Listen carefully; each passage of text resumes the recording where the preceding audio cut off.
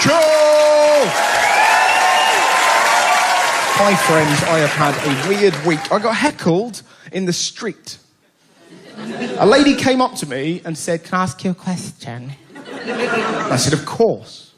And she went, "When you come, do your eyes go back to normal?"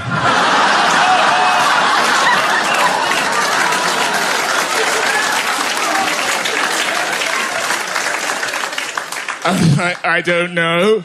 I've never masturbated in front of a mirror. I've never looked down at a girl and gone, "Are they different? Are the eyes like a special real boy?" I drift into situations like that all the time. Cheer if you've ever been to Australia. It's a wonderful place, right? I got stung the very first day that I went there. I got stung by a jellyfish. Now, what's the correct thing to shout if a jellyfish stings you? Ow is correct. Do you know what I went for? Mum! Mum! I shouted for my mother. I could hear fish around me laughing. Just, "Fucking Mum, bite him again, Dave." I was like, "Mum, jellyfish bit me on the bum." My mum sprang into action. "Piss on it!" Really, I go, I'm swimming. Now I'm running up the beach. I get myself in a toilet cubicle and start trying to urinate on my own arse. With my mum knocking on the door. "How's it going, Prince? Bend it round the corner. Use your hand as a pivot." She was Googling symptoms. "It's not gonna work, Russ. It's gotta be someone else's piss. Do you want me to come?" "No, I don't!" And that wasn't even the weirdest moment. 3 days later, my brother got stung there. Stung by a jellyfish. And I looked at him and went, "I can help you." He was like, "What?" "It's got to be someone else's wee. I can do this." And my brother was like, "I don't know, Russ." And this sums up how mad my brother is. He was like, "I don't know. What if it becomes my thing? What if it becomes..."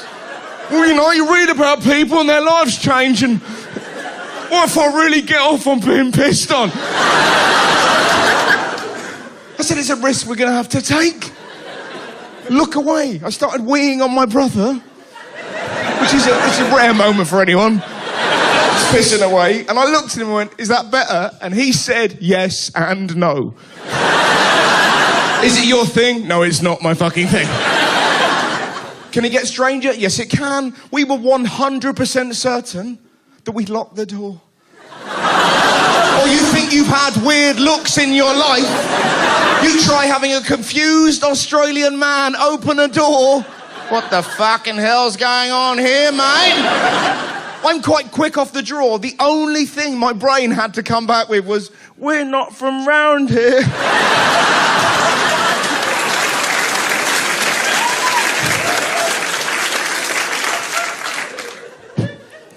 Let's have some questions. Describe Jeremy Hunt in 3 words.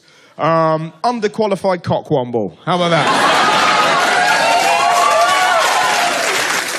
Did you go to university? Yes. If you did, tell us a good story from there. If not, do a cool dance.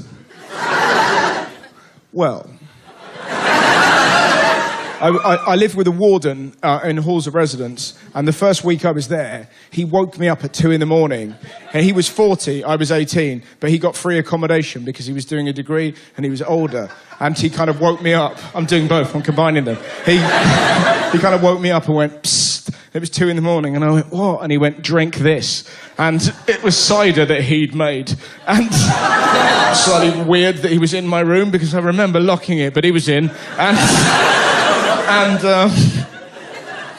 And then I'm sort of drinking cider, and there's a 40-year-old man at the end of my bed, and he says, and this is a quote that's really stayed with me because I think it's the most British sexual brag I've ever heard. He said out loud, "Yeah, me and the partner had sex this weekend." Ooh, Russell. If there was a World Cup for shagging, we'd have made the quarterfinals. It's the most British thing I've ever heard in my life. Would you rather listen to Bieber non-stop for the rest of your life or have a small northern man sit on your shoulder criticising everything you do?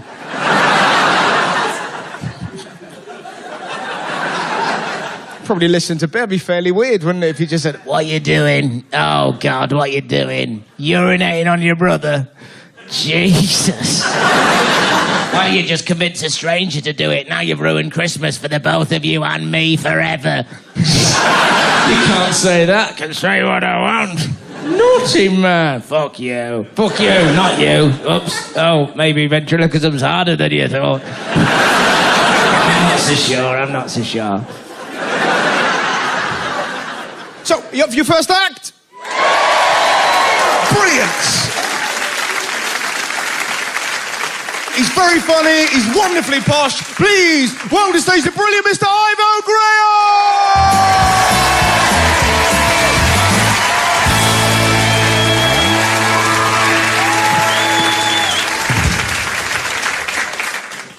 Good evening. I've got quite a posh voice. Got this voice, so I spent most of my life at an all-boys boarding school. I'm not ashamed of that. It made me the man I am today. Insecure, repressed, and very good at ancient Greek.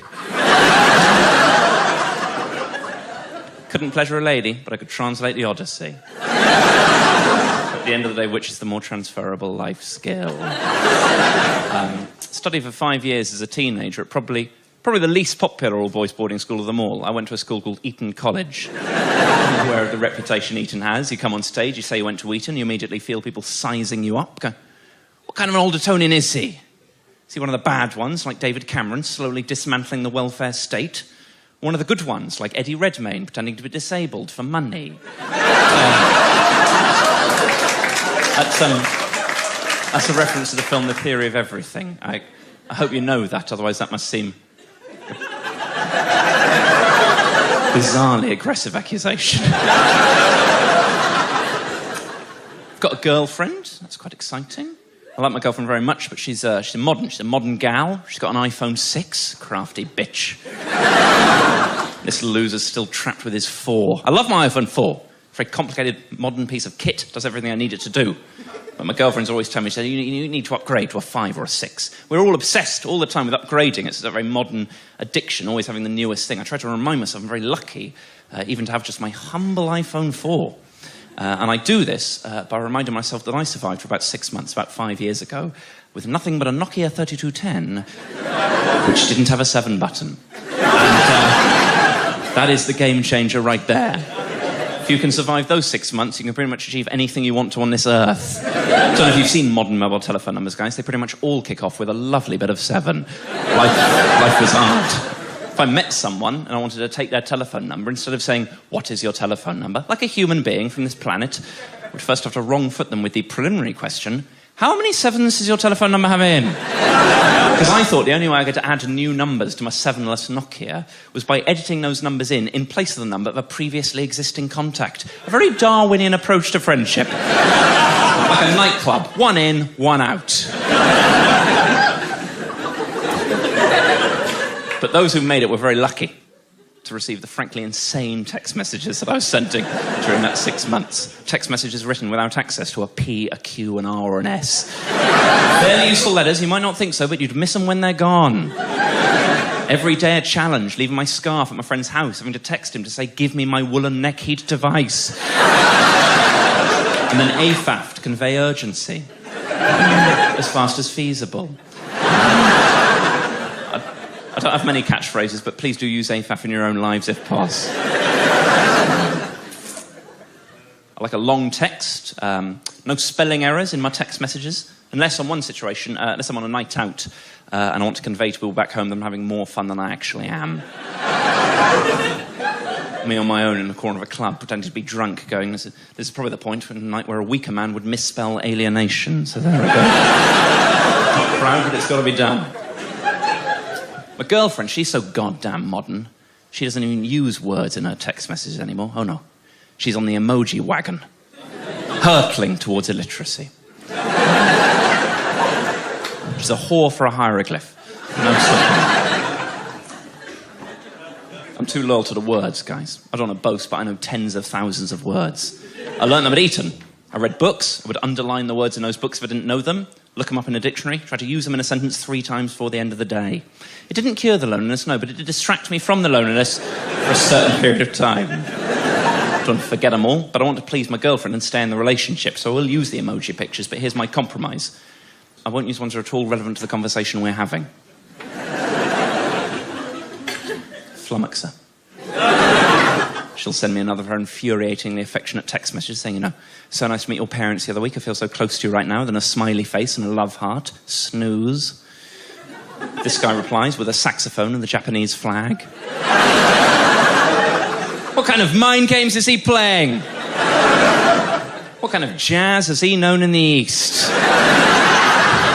She'll never know, nor will you. Ladies and gentlemen, this has been an absolute treat. Thank you so much for having me. I've been over great. See you soon.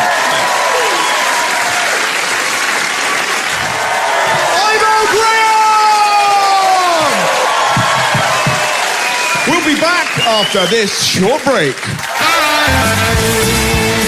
Here's me, Russel Howard, urinating on Katie Hopkins. He offers me a yoghurt, which I find passive-aggressive under the circumstances.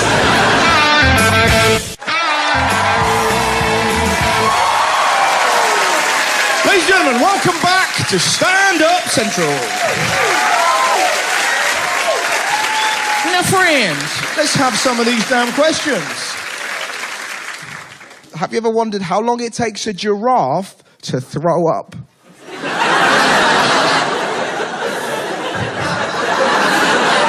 I haven't, but I quite like the thought process. What's the idea that a giraffe sees something horrible and it just goes, oh, God, that's going to be a tough week, as it slowly makes its way up like some sort of vomit elevator. And then when it least expects it, I'm really sorry. I saw something awful a week ago. Presumably, by that same token, try to think who's got a small neck, that they vomit straight away. An owl. Yeah, they've barely got any neck. And also it would spin like shit. Yeah. Can you make an owl sick? By doing that at it. What's the strangest animal you've ever seen vomit? Tortoise. A tortoise? What happened? He was like, I'm just going too fast. I can't live like this. It's just my pet. It was your pet? Yes. Well, that begs the question, what were you doing to make the tortoise throw up? It was just feeling ill. It was feeling ill. Hey, no one's accusing you. It's that may well have been the case. But we now have an impression that whenever you came into the room, the tortoise went, oh, fuck it, him.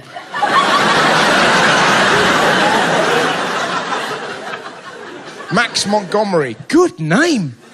Max Montgomery. If you could fly, what would you piss on first? Can't help but feel you're wasting your superpower there, Max. Is it a bird? Is it a plane? No, it appears to be Russel Howard urinating on Katie Hopkins.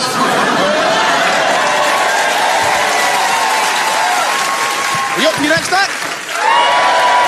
Lovely stuff. It's a real pleasure to bring this lady on. She's incredibly funny. She's fantastic. You'll love her. So please go wild and crazy and welcome to stage the absolutely fantastic Bridget Christie!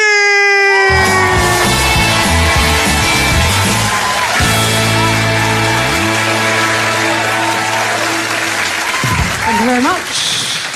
Great to be here. I'm Bridget Christie. I'm a comedian. I'm also a wife and a mother. Plus, I can load and fire a 17th century musket, drive a tractor and scuba dive. Now, I'm not boasting. I'm just saying I do all different types of things. So I do different things and I mean different things to different people. So, for example, to my 2 small children, I'm an absent mother. To my husband, I'm an endless source of shame and regret. To a deep-sea diving instructor in Thailand, I am a worst-case scenario. I'm also a woman. A woman's looks are very important. In fact, the way that a woman looks is more important than anything she could ever think, say, do, or achieve. A woman's looks are so important, in fact, that women are often asked to give people a twirl so that she can be approved in 3D. But us women don't just turn around in circles all day long, looking hopeful and getting dizzy. We do lots of other things as well. For example, when Christine Lagarde isn't turning around in a circle, she's the head of the International Monetary Fund.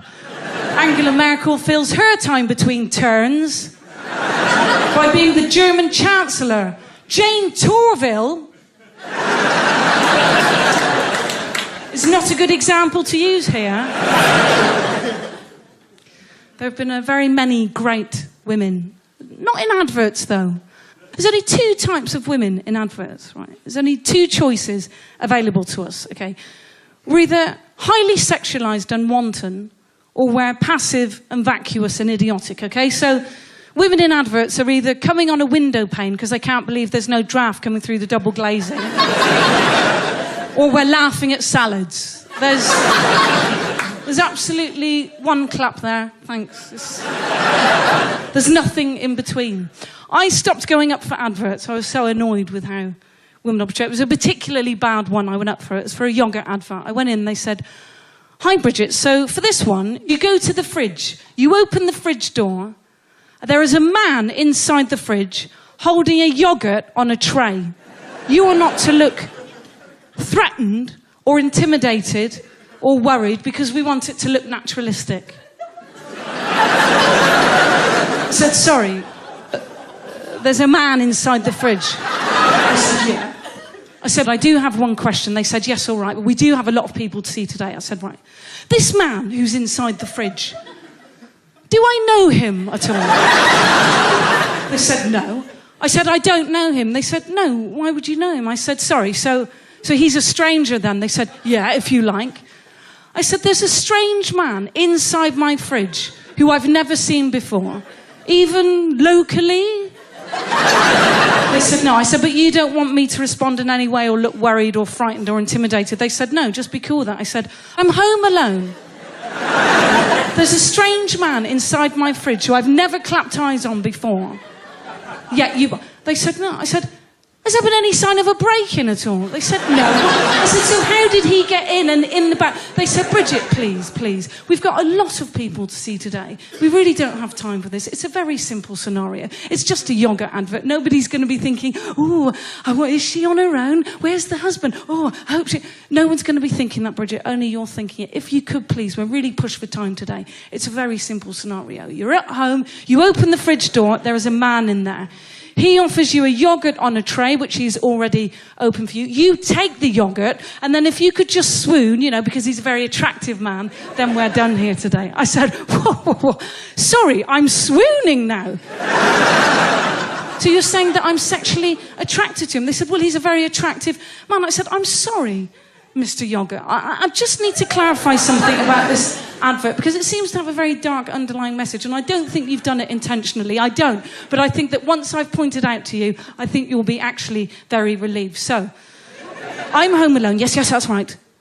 There's nobody else in. There's a strange man inside my fridge who I've never seen before. Yes, that's right. He offers me a yogurt, which I find passive-aggressive under the circumstances. Also, the lid is half off. But that poses all sorts of questions, doesn't it? I mean, is it past its sell-by date? Has he done something into the yogurt? Has he smoked it? I don't know. Does rehypnol even dissolve in yogurt? The point I'm trying to make, I'm sorry, I know you've got a lot of people to see, is I would not accept an already opened yogurt from my own mother. Let alone a man, a complete stranger, who's been waiting inside my fridge for I don't know how long, with the sole intention of feeding me a yogurt that he has already opened. I'd be insane to eat it. Absolutely mad. Then you're saying that I find him sexually attractive because you've asked me to swoon. I'm sorry, but at the moment, this yogurt advert is perpetuating rape myths. It is. I'm really sorry to have to point it out to you, but I feel that it's my social responsibility to do so. I'm not saying that your yogurt advert is entirely responsible for all the rapes that are happening, but all these rapists are getting the go-ahead from somebody. Anyway. Now, for this yogurt advert to work, it's easily fixed, okay? You could have, say, you could see the woman waving her partner goodbye, saying, "Yes, bye, dear, have a good day at work. Don't forget the yogurt." Then you should see him running around the side of the house, letting himself in through the kitchen door with his own key, while I pretend not to see him, looking all coy, pretending not to get angry because he's dragged all fucking mud in from the garden. Oh, a really good touch is when I go to open the fridge door, there should be like a photo of us together on the fridge door, like of some other place having a great laugh, like on a roller coaster or eating ice creams or something. That way, the viewer at home knows that this is a safe scenario and I'm completely fine and everything's hunky-dory. But at the moment, I'm afraid this yogurt advert is just giving rape apologist ammunition and I can't play any part in that, even for a £7,000 buyout. And anyway, I think you'll find, actually, that most women's rape fantasies do not involve already open yogurts and strange men waiting in fridges. I know mine certainly don't. My rape fantasies involve more prosecutions and longer sentences. Yes, they do. I have that one every night. I just apologise for that last joke, actually. None of the others, but I do apologise for that last one. See a few upset, confused faces down the front. No, I do apologise. I'm being serious. I know that you didn't technically consent to hearing a rape joke tonight. The problem is you've all come out tonight dressed like you wanted to hear one. Just assume that would be all right. So, if you're looking for someone to blame, certainly not me. Thank you. Good night.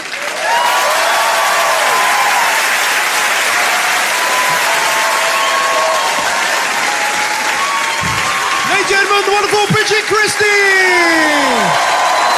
Thanks very much for watching the show. Good night, my friends. I'm off to watch an owl vomit. Bye-bye. Johnny Pelham and Sean Walsh join Russell Howard for more brand new Stand Up Central next Wednesday at 10. Next tonight, Catherine Tate stars in Drunk History.